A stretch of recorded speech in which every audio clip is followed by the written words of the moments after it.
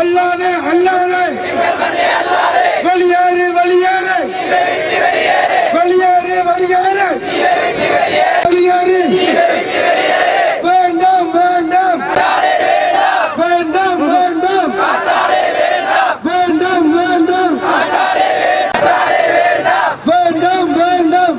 இன்று எமது ஜும்மா தொழுகையின் பின்பு பசார் பள்ளியின் ஊடாக பசார் கடை உரிமையாளர்கள் உட்பட அனைவரும் இங்கு வந்து எமது நிலம் எமக்கு வேண்டு என்ற போராட்ட குழுவோடு இணைந்து நாங்களும் போராடி கொண்டிருப்பதை எண்ணி மிகவும் மகிழ்ச்சி அடைகிறோம். உண்மையாக இப்போராட்டம் என்பது மிக அவசியமானது ஒன்றை நாங்கள் உணர்ந்து கொண்டிருக்கிறோம். எமது மண் எமக்கு வேண்டும், இதில் எந்த மாற்றமும் இல்லை. அதற்காக நாங்கள் முழுமையாக போராடுவோம் என்பதை கூறிக்கொள்கிறோம்.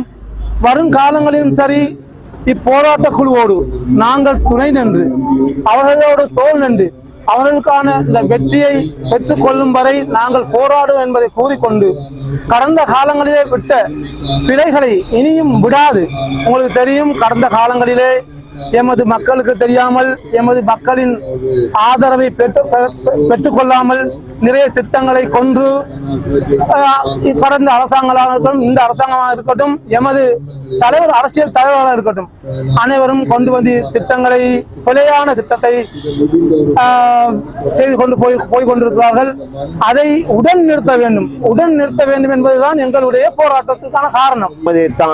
எமது டவுன் வர்த்தகர்கள், டவுன் பள்ளி நிர்வாக சபை உறுப்பினர்கள் அனைவரும், வர்த்தகர்கள் அனைவரும் சேர்ந்து இந்த போராட்டத்தை நடத்தி கொண்டிருக்கும் அனைவருக்கும் ஒத்துழைப்பு வழங்குவதற்காக தாங்கள் வந்து எம் மண்ணை மீட்போம் என்ற போராட்டத்துக்கு நாங்கள் முழுமையான ஒத்துழைப்பையும் முழுமையான ஆதரவையும் வழங்குவோம் என்று நான் இந்த இடத்திலே நான் தெரிவித்துக் கொள்கிறேன்.